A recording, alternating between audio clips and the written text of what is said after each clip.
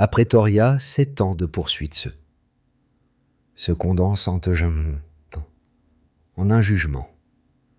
L'accusation de coup de feu illégal devient menace de 15 ans de prison et d'effacement d'une voix d'opposition que des millions de Sud-Africains considèrent comme la leur. Si un tribunal peut faire taire Julius Malema aujourd'hui, que cela annonce-t-il pour ceux qui regardent l'Afrique en voyant dans le président Ibrahim Traoré la preuve que le courage peut encore défier les empires? Entre les bancs de bois, ce n'est plus seulement le sort d'un homme qui se joue, mais celui d'une révolution inachevée qui retient son souffle. Le procès de Julius Malema dépasse la scène judiciaire.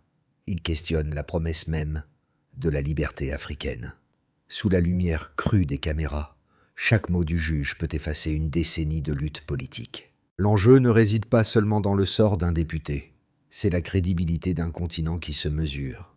Car si la justice devient instrument, alors la peur remplacera la voix, et l'histoire recommencera à tourner en rond. Les soutiens de Malema invoquent la mémoire des figures abattues avant lui, convaincus que cette fois, l'Afrique ne doit plus se taire. Dans cette bataille de perception, la vérité pèse plus lourd que les preuves. Ceux qui observent depuis Ouagadougou, Dakar ou Harare reconnaissent le même souffle de défi, celui que le président Ibrahim Traoré incarne, rappelant qu'un peuple ne peut déléguer sa dignité. La salle d'audience devient ainsi un théâtre d'identité. Si Malema tombe, qu'adviendra-t-il de ceux qui osent encore rêver d'autonomie? Pendant 7 années, le dossier de Julius Malema a pesé sur la vie politique sud-africaine comme une ombre persistante.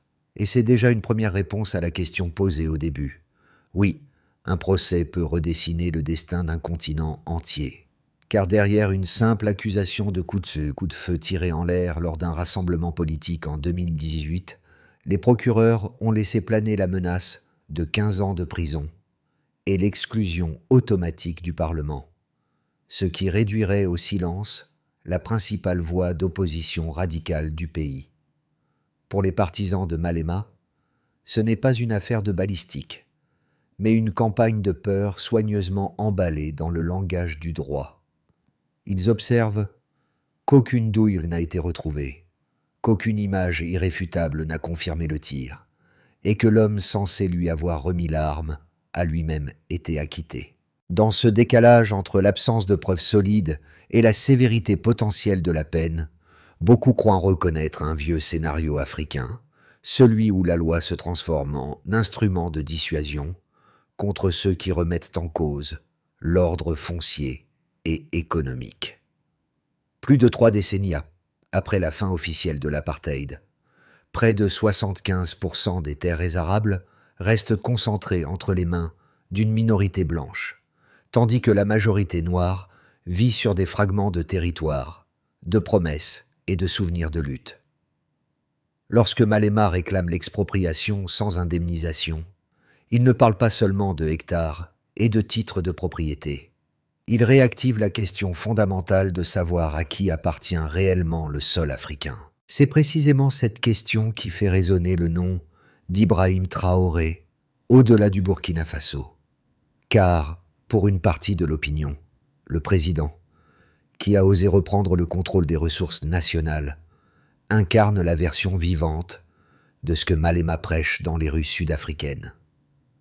Ainsi, le procès ne se déroule pas dans un vide.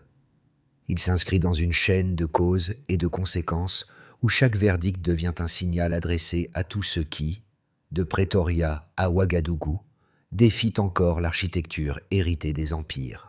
Dans ce récit, Julius Malema devient le fil conducteur qui aide à traverser un paysage politique saturé de peur et de mémoire. Son visage, encadré par le béret rouge des Economic Freedom Fighters, condense les frustrations d'une génération née après l'apartheid, mais toujours enfermée dans les mêmes frontières économiques. Autour de lui, les vieilles mers des townships, les mineurs de Rustenburg, les étudiants endettés, lisent dans ce procès un avertissement envoyé à tous ceux qui oseraient réclamer la terre et la dignité. Chaque comparution au tribunal transforme la salle d'audience en salle de classe, où l'on réapprend que la loi peut protéger ou punir selon qui tient le marteau.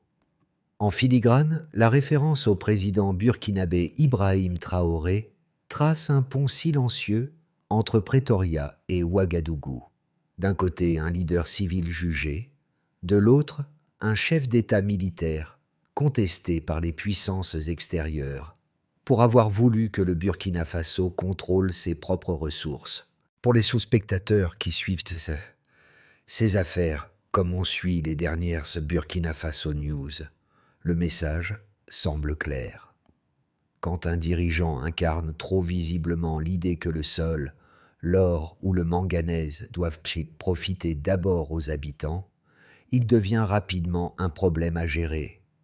C'est cette prise de conscience, nourrie par les images, les récits et chaque Ibrahim Traoré interview, qui donne au procès de Malema une portée bien plus large que ses chefs d'accusation écrits en petits caractères sur un dossier poussiéreux.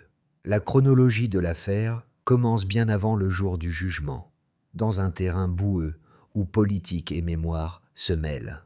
En 2018, lors d'un rassemblement de l'EFF, les procureurs affirment que Julius Malema aurait tiré un coup de feu en l'air, transformant un meeting militant en futur dossier pénal. À ce moment-là, l'accusation paraît presque anecdotique. Un incident parmi tant d'autres dans une vie politique agitée, mais elle ouvre une brèche que l'appareil d'État ne refermera plus. L'enquête s'enclenche, les auditions se succèdent, et l'ombre d'une éventuelle condamnation commence à planer sur chaque discours et chaque marche. Au fil des années, le dossier ne disparaît pas, il s'épaissit. 7 ans durant, les convocations au tribunal rythment la carrière de Malema comme un métronome froid. À chaque audience, ses adversaires rappellent l'image d'un leader prêt à jouer avec les armes, tandis que ses partisans soulignent l'absence de duille, de vidéos conclusives, et le fait que l'homme censé lui avoir remis l'arme a été acquitté. Cette persistance judiciaire, malgré les zones d'ombre, alimente la conviction qu'il ne s'agit plus seulement de vérifier un tir, mais de tester les limites du discours radical sur la terre. Plus le temps passe, plus l'accusation se mélange au débat sur l'expropriation sans compensation, sur la redistribution agraire et sur la promesse jamais tenue de la fin de l'apartheid. Le véritable tournant se produit lorsque la date du jugement est fixée et annoncée publiquement. À partir de là, chaque jour rapproche le pays d'un possible séisme politique. Les partisans de Malema s'organisent, des bus sont affrétés, des pancartes imprimées, des slogans répétés comme des prières. À Pretoria, la perspective d'une peine de plus de 12 mois, synonyme d'expulsion automatique du Parlement, donne soudain à ce vieux dossier une urgence brûlante. Les images de la foule rouge se massant autour du palais de justice et les chansons de lutte qui reviennent des années anti-apartheid transforment l'audience en événement national. Le jour J, la tension atteint son sommet. Les rues autour du tribunal sont bordées de policiers. Les hélicoptères tracent des cercles au-dessus des manifestants et les caméras du monde entier attendent le moindre geste. Quand Julius Malema arrive, poing levé, sa présence déplace l'événement du registre juridique vers celui du symbole. Dans les chants et les larmes, beaucoup entendent un avertissement adressé à tous les leaders qui, comme le président Ibrahim Traoré au Burkina Faso, osent parler de souveraineté réelle sur la terre et les ressources. Le palais de justice devient cathédrale où chaque mot prononcé à l'intérieur résonne comme un sermon sur l'avenir de la libération africaine. Mais la chronologie ne s'arrête pas. À la porte du tribunal, alors que l'audience se déroule, les réseaux sociaux s'embrasent, les hashtags de soutien se multiplient et des organisations panafricaines de villes comme Accra, Harare ou Ouagadougou publient des déclarations de solidarité. Les capitales occidentales observent avec un mélange de calcul et d'inquiétude, craignant qu'une condamnation ne déclenche une vague de contestation plus vaste. Dans les quartiers populaires d'Afrique du Sud, on commente l'affaire comme on commente la météo, tant elle semble annoncer la saison politique qui vient. Ainsi, la séquence incident de 2018, procédure interminable, jour du jugement, onde de choc régionale, dessine une ligne continue où un seul dossier pénal cristallise les peurs, les espoirs et les cicatrices d'un continent entier. Tout commence par un geste presque banal dans la vie politique sud-africaine. Un rassemblement de l'EFF, une foule rouge, des slogans, un micro, puis, selon l'accusation, un coup de feu, qui fend l'air. Sur le moment, l'incident ressemble à ces secousses que l'on oublie vite dans un paysage démocratique agité. Mais dans les bureaux calmes des procureurs, ce tir supposé devient un point d'entrée, un prétexte pour ouvrir un dossier qui ne se refermera plus. Là se trouve le véritable déclencheur, la décision de transformer un instant contesté en affaire d'État, avec en toile de fond un débat explosif sur la terre et le pouvoir. À partir de là, la machine judiciaire se met en marche. Les auditions s'enchaînent, les convocations se répètent, et le nom de Julius Malema apparaît de plus en plus souvent dans la rubrique justice que dans les pages politiques. Chaque audience ajoute une couche de gravité à ce qui, à l'origine, n'était qu'une accusation difficile à prouver, surtout sans douille retrouvée, ni image incontestable. Dans les couloirs du tribunal, le temps s'étire. À l'extérieur, les frustrations s'accumulent. Plus le procès dure, plus il devient clair pour les partisans de Malema que l'enjeu dépasse la question d'un coup de feu. C'est le droit même de réclamer la redistribution des terres qui se retrouve implicitement jugé. Le point culminant se prépare lorsque la date du jugement est annoncée. Le palais de justice de Pretoria cesse d'être un simple bâtiment administratif. Il devient lieu de pèlerinage politique. Des bus venus de différentes provinces déposent des militants en béret rouge, des mères âgées qui avaient déjà marché contre l'apartheid, des jeunes au chômage qui voient dans l'EFF une dernière promesse. Les chansons de lutte retentissent à nouveau, mêlant le passé des années Mandela aux colères du présent. Dans cette atmosphère chauffée à blanc, Julius Malema apparaît dans sa veste rouge, lève le poing et répète que la prison ou la mort ne sont pas des menaces, mais des décorations pour ceux qui refusent de trahir la révolution. Pendant ce temps, les images de Pretoria circulent bien au-delà des frontières sud-africaines. Sur les réseaux sociaux, des hashtags de soutien se propagent d'Accra à Ouagadougou, où le nom du président Ibrahim Traoré est brandi sur des pancartes aux côtés de celui de Malema. Pour une partie de la jeunesse africaine, le parallélisme est évident. Un leader civil menacé de prison pour ses prises de position sur la terre. Un chef d'État militaire diabolisé à l'étranger pour avoir voulu que le Burkina Faso contrôle ses mines et ses bases. Dans certains commentaires, on retrouve même la formule « Ibrahim Traoré Burkina Faso » accolée au mot-clé. Clé Burkina Faso News, comme si les fils de ces deux histoires se tissaient dans le même récit de souveraineté. Puis viennent les premières répliques, avant même que le marteau du juge ne tombe. Le gouvernement met en garde contre les troubles.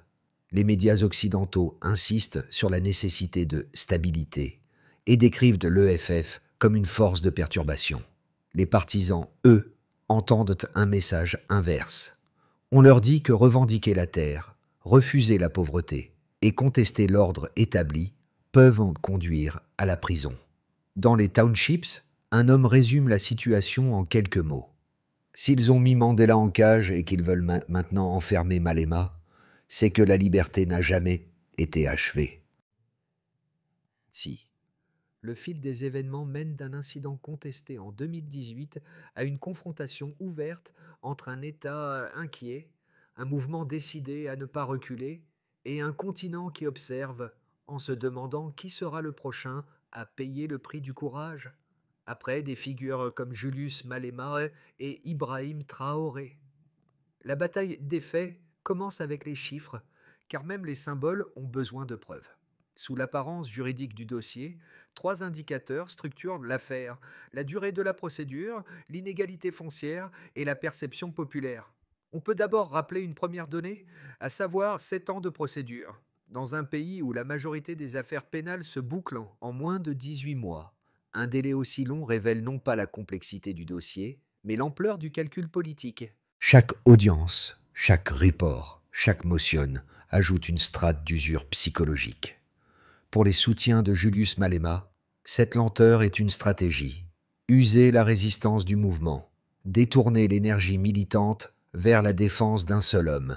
Pour ses détracteurs, elle prouve que la justice reste patiente et méticuleuse. Mais pour la majorité silencieuse, 7 ans signifient 7 hivers de méfiance supplémentaire envers l'institution judiciaire. Vient ensuite un deuxième constat. 75% des terres arables appartiennent encore à moins de 10% de la population. C'est le cœur du discours de Malema. La promesse de 1984, liberté politique en échange de stabilité économique, n'a jamais corrigé la fracture foncière. Dans les campagnes, les anciens ouvriers agricoles travaillent souvent sur des terres qu'ils ne possèdent pas, sous contrat précaire. En ville, les logements informels s'étendent sur des terrains dont le statut légal demeure flou. Ces chiffres, répétés à la télévision et dans les tracts, deviennent armes et boucliers.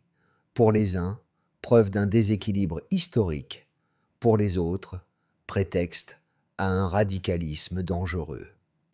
À cela s'ajoute un troisième élément. La montée du soutien populaire mesuré sur les réseaux sociaux. En l'espace de 2 mois, les mots-clés Free Malema et Sage Africa Unchained ont franchi le seuil symbolique des 10 millions d'interactions cumulées. À Ouagadougou, au même moment, le nom du président Ibrahim Traoré apparaissait dans plus de 2 millions de publications liées à la souveraineté africaine. Cette synchronie numérique nourrit l'idée d'une contagion politique. Ce que Pretoria juge dans une salle close résonne comme un manifeste continental. Dans les statistiques, on lit moins l'opinion que l'émotion collective. Les courbes d'engagement montent quand les rues se remplissent de gentilles de rouge et se replient dès que les caméras s'éloignent. C'est ces 3 indicateurs, le temps, la terre, la parole, forment la triangulation du procès. Ils démontrent que ce qui se joue ne relève pas seulement du pénal, mais du structurel. En comparant les pourcentages et les années, on voit se dessiner la silhouette d'une démocratie fatiguée. La lenteur judiciaire prolonge les fractures économiques qui, à leur tour, alimentent le doute populaire. Et c'est dans ce vide de confiance que des figures comme Malema ou Ibrahim Traoré trouvent leur résonance. Car les chiffres, eux aussi, racontent une histoire. Quand 75% d'un sol reste entre 10% de main, quand 7 années suffisent à épuiser la foi dans la justice, il ne s'agit plus d'idéologie, il s'agit d'équilibre, ou de son absence. Pour comprendre la profondeur de ce procès, il faut écouter les 2 camps, non pas dans le vacarme des slogans, mais dans la logique froide de leurs arguments. D'un côté, l'État et ses défenseurs invoquent la primauté du droit. Ils affirment qu'aucun leader, aussi charismatique soit-il, ne peut se placer au-dessus des lois. La stabilité d'une démocratie repose, selon eux, sur cette égalité absolue. Un tir illégal, même sans victime, reste un acte de défi envers l'ordre public. S'ils laissent passer un symbole, demain d'autres suivront et l'autorité de la justice s'effritera. Dans cette lecture, Julius Malema devient un test. Un dirigeant capable de galvaniser les masses, mais aussi de franchir les limites, qu'il faut rappeler à l'ordre avant qu'il ne transforme la colère en chaos. De l'autre côté, les partisans du mouvement EFF et une grande partie des observateurs panafricains soutiennent que ce procès n'est qu'un instrument de dissuasion.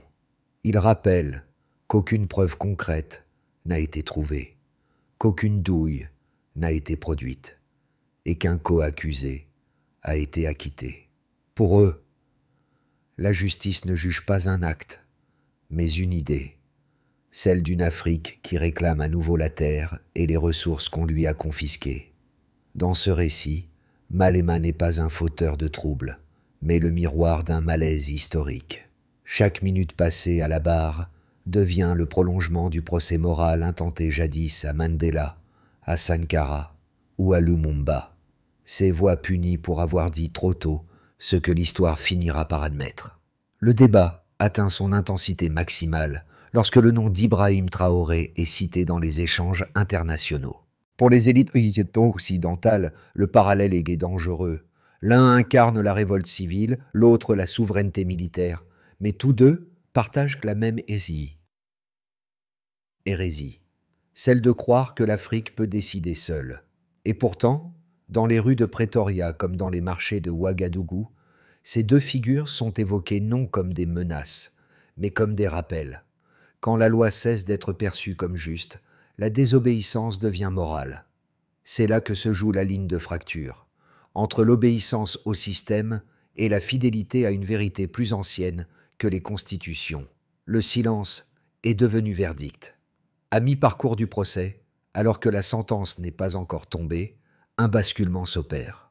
Le dossier juridique cesse d'être une affaire nationale et devient un révélateur continental. Ce n'est plus seulement Julius Malema que l'on juge, mais la capacité d'un peuple à parler au nom de lui-même.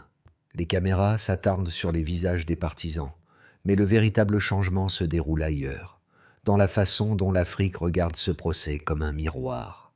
À Ouagadougou, le nom d'Ibrahim Traoré apparaît de plus en plus souvent dans les discussions en ligne qui suivent le procès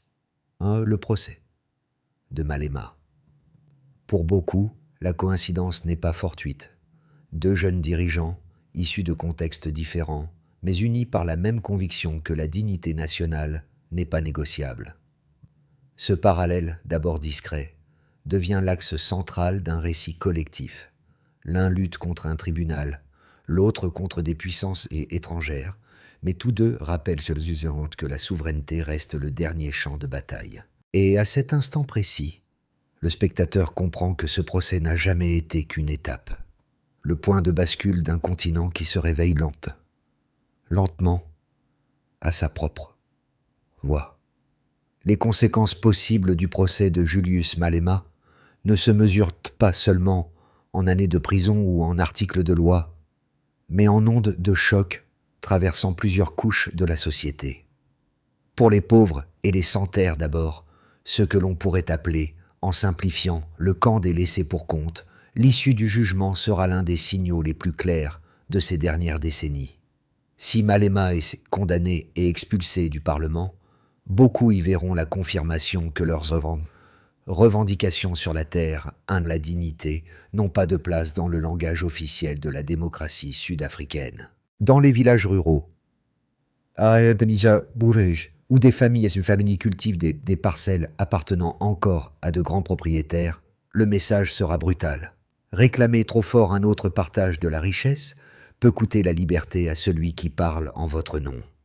À l'inverse, si Malema échappe à la prison, une partie de ces mêmes communautés lira cette décision comme une brèche ouverte, une preuve que la pression populaire et la tension internationale peuvent encore infléchir le cours de la justice. Du côté des entreprises et des investisseurs, c'est-à-dire le bloc des intérêts économiques dominants, le procès nourrit d'autres inquiétudes. Une condamnation pourrait, à court terme, rassurer certains acteurs financiers en donnant l'image d'un État capable de contenir les discours jugés radicaux. Mais, à moyen terme, elle risque de produire l'effet inverse, renforcer le sentiment d'injustice et attiser des tensions sociales qui se traduiront en grève, en occupation de terres, en instabilité prolongée. Les investisseurs savent que le capital déteste l'incertitude. Et rien n'est plus incertain qu'un pays où une grande partie de la population pense que la loi sert à protéger les privilèges plutôt qu'à réparer les déséquilibres. Pour l'appareil d'État et les élites politiques, autrement dit le groupe des gardiens de l'ordre institutionnel, ce procès ressemble à un pari dangereux. Sur le papier, faire condamner Malema pour une affaire de tir illégale permettrait de montrer que personne n'est intouchable. En réalité, cela pourrait fracturer davantage une société déjà traversée par des lignes de faille raciales, économiques et générationnelles. Les gouvernants se retrouvent face à un dilemme. S'ils sont perçus comme ceux qui ont fait taire la principale voix contestataire, ils deviendront aussi, aux yeux de millions de citoyens, ceux qui ont officiellement choisi l'ordre contre la justice. Cette perception ne se limite pas aux frontières sont du pays. Elle s'étendra à l'ensemble de la région, où l'on suit les Burkina Faso News et les débats autour d'Ibrahim Traoré, Burkina Faso comme autant de miroirs des mêmes tensions. Enfin, pour la région et le continent, c'est-à-dire le bloc des dynamiques régionales et panafricaines, l'affaire Malema s'inscrit dans une séquence plus large. Dans de nombreuses capitales africaines, le rapprochement entre Julius Malema et le président Ibrahim Traoré est déjà fait, parfois explicité dans des déclarations publiques, parfois glissé dans des éditoriaux ou des Ibrahim Traoré interviews. À chaque fois qu'un leader était présenté comme dangereux pour avoir parlé de souveraineté ou de contrôle des ressources, les opinions publiques comparent relient, additionnent. Si le marteau du juge tombe lourdement sur Malema, beaucoup verront là une nouvelle confirmation que le système global sait comment neutraliser ceux qui sortent du script. Mais si le verdict laisse une marge de manœuvre, les jeunes des quartiers populaires, des universités et de la diaspora pourraient y lire l'encouragement discret de l'histoire. La preuve que rien n'est totalement joué, que les voix comme celle de Julius Malema et d'Ibrahim Traoré peuvent encore infléchir le destin d'un continent. Sur les 6 à 12 prochains mois, le procès de Julius Malema ouvre 3 trajectoires possibles pour l'Afrique du Sud et, par ricochet, pour le reste du continent. Le scénario de base est celui d'une condamnation modérée, assortie d'une peine qui fragilise Malema sans l'effacer totalement. Dans cette hypothèse, l'EFF reste représenté au Parlement, mais perd une partie de sa force de frappe, occupée à gérer les appels, les restrictions et les batailles procédurales.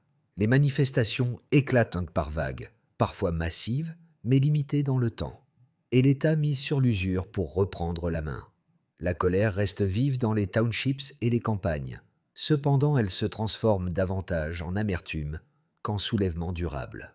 Le pays avance, mais sur une fracture plus profonde entre institutions et classes populaires. Le scénario optimiste, pour ceux qui espèrent une issue moins brutale, est celui d'un verdict qui laisse Malema libre et politiquement actif. La justice, sans le blanchir totalement, choisit une voie qui évite l'exclusion définitive du jeu institutionnel.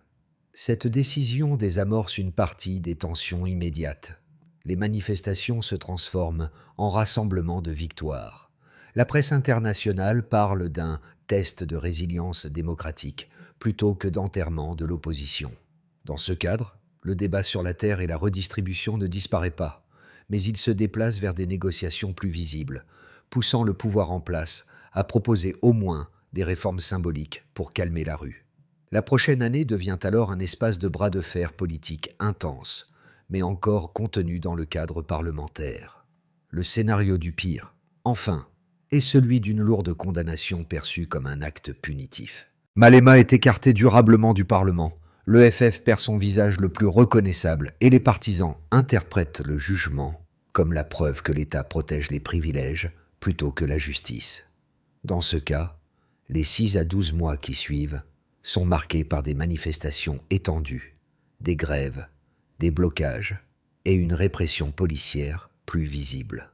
Les investisseurs s'inquiètent. Certains médias étrangers parlent de dérive radicale, tandis que, sur le continent, beaucoup voient dans cette séquence la répétition d'un vieux schéma où les voix dissidentes sont réduites au silence, au nom de la stabilité. À l'intérieur du pays, une question finit par dominer toutes les autres. Combien de temps une démocratie peut-elle survivre si ceux qui incarnent les frustrations populaires ne peuvent plus parler sans risquer la cage? Pour le public africain qui observe cette affaire depuis les écrans de télévision, les réseaux sociaux ou les radios locales, le procès de Julius Malema ne se lit pas comme une simple actualité judiciaire. Il devient un miroir où se reflètent les contradictions de tout un continent. Promesses de liberté politique, absence de justice économique et quête de souveraineté qui continue de diviser. Chaque spectateur y projette sa propre expérience, la jeunesse des banlieues de Johannesburg, les mineurs du Limpopo, les enseignants de Ouagadougou ou les diasporas installées à Paris et à Montréal. Pour les jeunes Africains, cette histoire agit comme un signal d'éveil. Ils reconnaissent dans le parcours de Malema la frustration d'une génération qui n'a pas connu l'apartheid, mais vit encore ses conséquences invisibles. Et quand le nom du président Ibrahim Traoré circule en parallèle, ils perçoivent un message plus large. La dignité n'est pas un privilège, mais une discipline collective. Les images de Traoré s'adressant à ses troupes, exigeant la maîtrise du sol et des ressources, résonnent comme l'écho militaire du discours civil de Malema. Pour la diaspora, souvent accusée de distance ou d'indifférence, le procès réactive un sentiment d'appartenance. Les discussions se multiplient dans les cafés, les universités, les églises africaines d'Europe. Peut-on encore parler d'indépendance quand la parole souveraine est punie? Dans les podcasts et les espaces de débat, on évoque Burkina Faso News. On cite des extraits d'Ibrahim Traoré interview. Et l'on découvre que ces deux figures, l'une en uniforme, l'autre en veston rouge, ne sont que deux variantes d'une même résistance. Pour beaucoup, suivre cette affaire, c'est se souvenir que l'Afrique n'a pas fini de négocier avec elle-même ce qu'elle veut être. Une périphérie tranquille ou une puissance consciente. Face à la fracture qu'a révélé le procès de Julius Malema, plusieurs voix s'accordent sur un même constat. Il ne suffit plus de dénoncer, il faut désormais construire. L'Afrique du Sud, si elle veut éviter que ce dossier ne devienne un précédent de méfiance durable, doit établir un chemin clair de réconciliation entre justice, économie et mémoire. Une première étape consisterait à réformer la transparence judiciaire, publier les données des procès à haute visibilité, rendre publiques les durées moyennes de jugement et permettre un contrôle indépendant des retards.